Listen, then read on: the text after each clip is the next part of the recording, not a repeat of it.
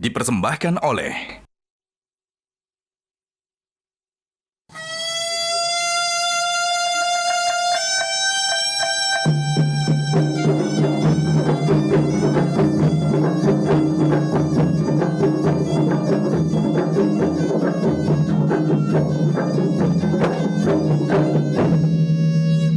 Assalamualaikum warahmatullahi wabarakatuh. Waalaikumsalam. Bede, apa sih kaitan antara berlaku adil dengan kehidupan berbangsa dan bernegara? Ya, sangat sekali berkaitan ya, karena berlaku adil dan menegakkan keadilan atau al-i'tidal ya, menjadi prinsip pertama dan utama dari wasatiyat Islam itu bisa dan harus diterapkan dalam berbagai tataran dan dataran kehidupan ya. Selain terhadap diri sendiri, terhadap keluarga, terhadap sesama, dan tentu sebagai manusia yang sekarang ini berada dalam satu kawasan bangsa dan negara, ya harus juga mampu berlaku adil dan menegakkan keadilan dalam kehidupan bersama, dalam satu bangsa, dalam satu negara gitu. Nah, inilah yang perlu kita dalami ya, terutama mengapa ya kita harus menegakkan keadilan dan berlaku adil dalam kehidupan berbangsa bernegara. Karena kehidupan berbangsa bernegara itu memasuki ranah politik.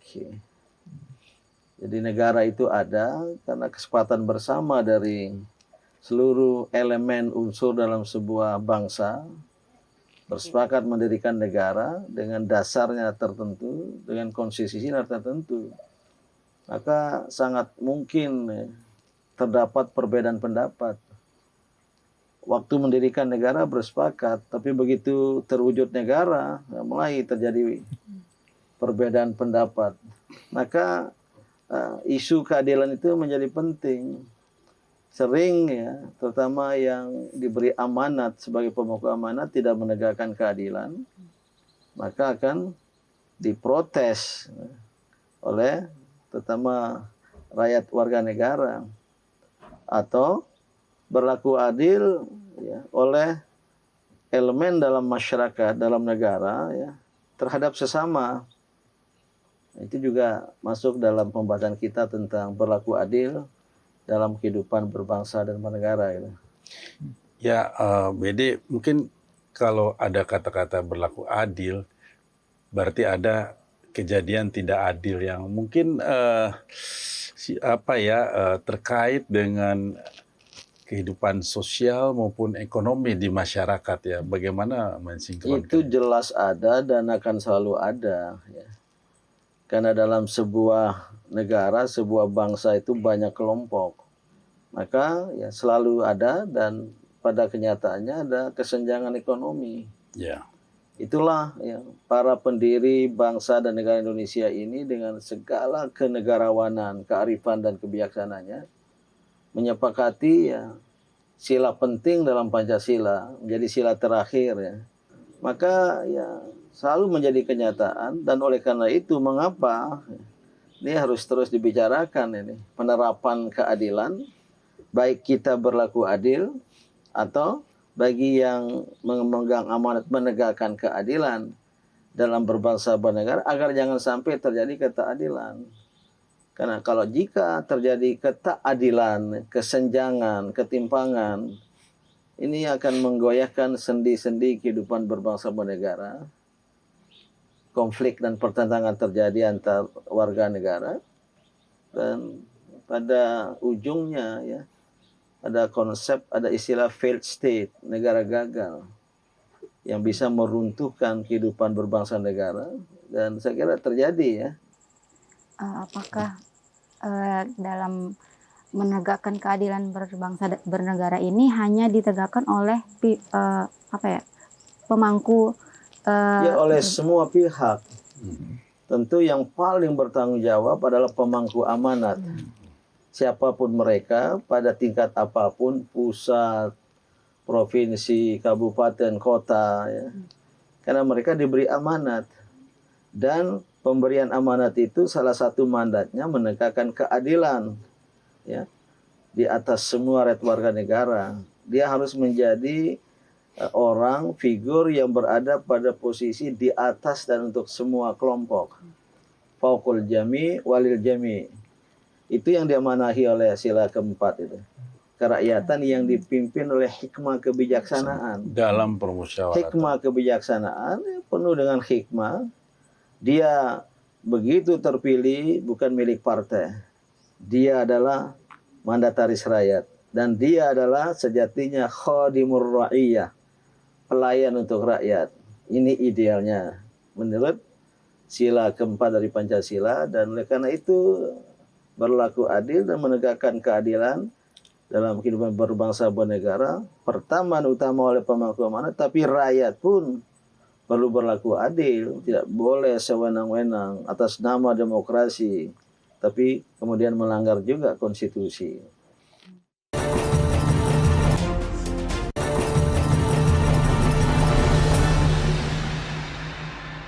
Dipersembahkan oleh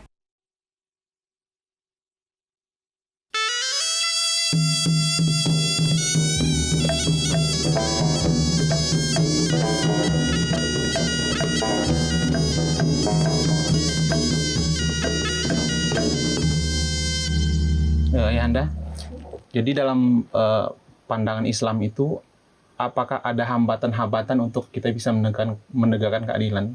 Ya, akan selalu ada hambatan, baik yang bersifat internal dari diri sendiri, maupun hambatan dari luar yang bersifat eksternal. Gitu.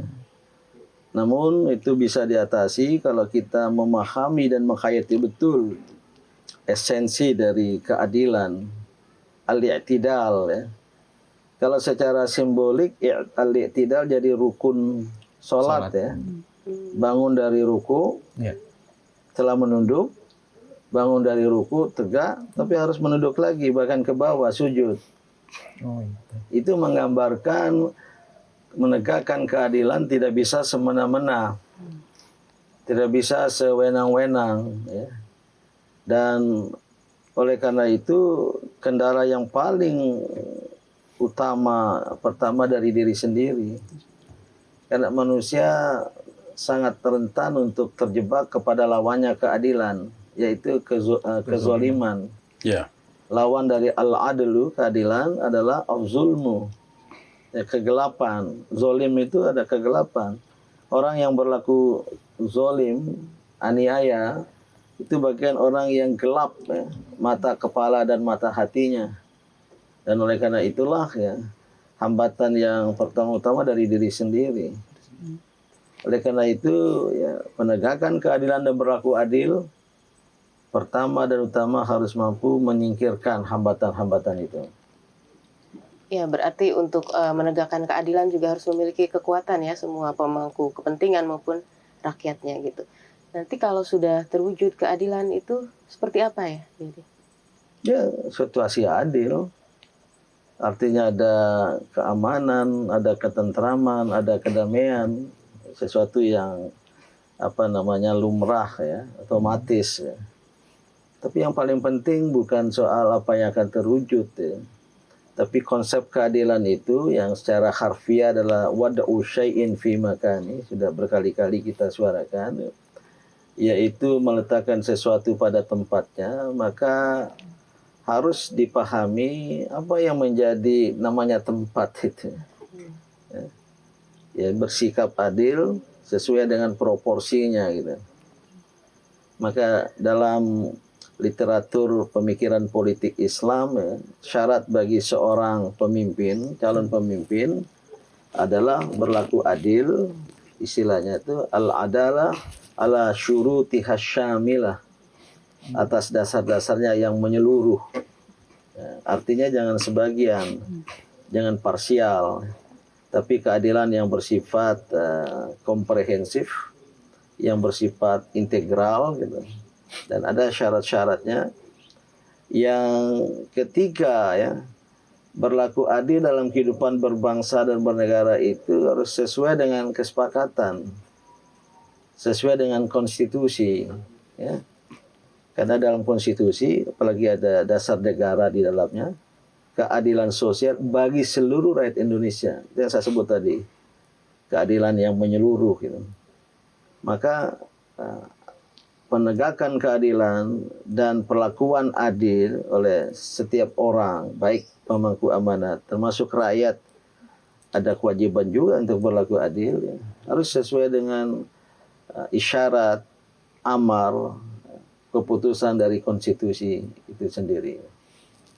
Berarti dalam hal ini rakyat sebagai pemegang kekuasaan tertinggi itu yang bisa menilai ya sebuah negara itu adil atau tidak. Iya, rakyat yang boleh menilai karena mereka yang memberi amanat. Betul.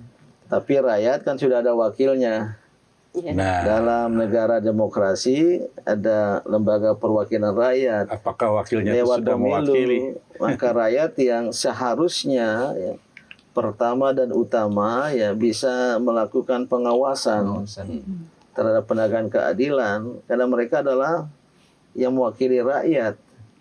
Sejatinya anggota parlemen itu trustee, ya, orang kepercayaan rakyat.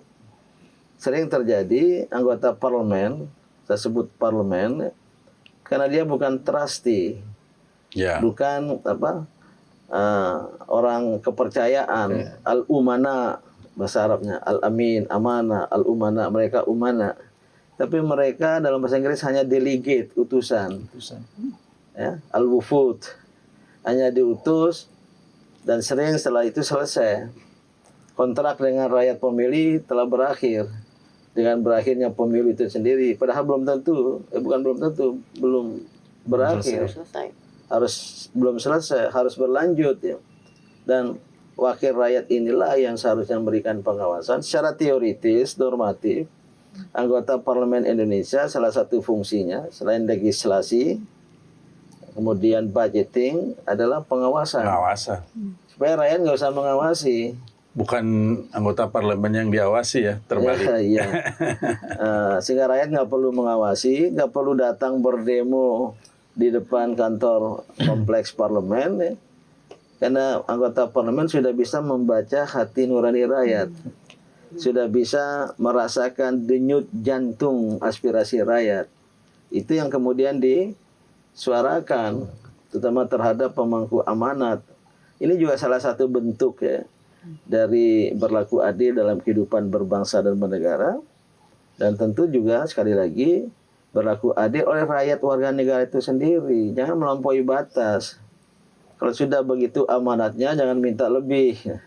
Itu juga bentuk keadilan.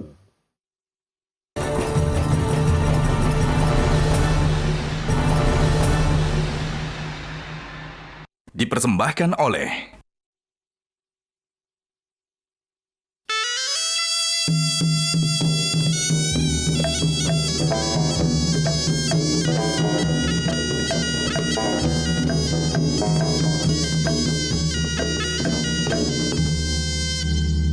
Ayahanda, bagaimana sih kiat-kiat kita untuk menegakkan keadilan sesuai dengan ajaran Islam? Ya, tentu harus dipahami betul ya, hakikat keadilan itu yang sudah banyak kita bicarakan tadi.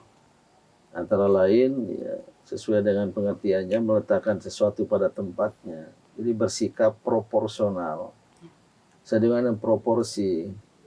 Dalam kehidupan berbangsa bernegara, ada pemangku amanat, ada wakil rakyat, ada rakyat. Rakyat tidak boleh melebihi proporsinya. Seolah-olah dia adalah pemangku amanat. Atau seolah-olah dia adalah wakil rakyat. Sebaliknya juga, pemegang amanat itu, pemangku amanat itu tinggi sekali dan mulia sekali. Dan itu yang sering disyaratkan, dituntut untuk berlaku adil. Ya. Adanya al-imamul adil, pemimpin yang adil, dan menegakkan keadilan terhadap seluruh rakyat. Salah satu tadi ya jangan kemudian berat sebelah. Hanya ya, kelompok yang memilihnya pada pemilihan, yang dilayani, yang disantuni, terhadap yang tidak memilih, dijauhi, bahkan terhadap kaum kritis, dibasmi, atau ketika harus membagi aset negara, power sharing, wealth sharing, Jangan hanya mementingkan kelompok-kelompok tertentu. Hanya diberi privilege dalam mengelola aset negara, yang lain tidak. Nah, ini juga bentuk ketidakadilan. Tapi juga harus seimbang. Ya. Rakyat itu ya saya kira juga punya kewajiban untuk menegakkan keadilan. Ya terutama pada dirinya sendiri sebagai rakyat warga negara. Bagaimana kiat-kiat itu ya saya harus awali dengan pemahaman yang mendalam. Mari kita pahami secara mendalam apa sih esensi dari keadilan sosial bagi seluruh rakyat Indonesia. Kedua, mengapa itu diletakkan sebagai sila terakhir? Seolah-olah harus menjadi muara, menjadi buah. Puncak. Walaupun yang pertama puncak, nah ini muara gitu. Terserah gimana posisinya.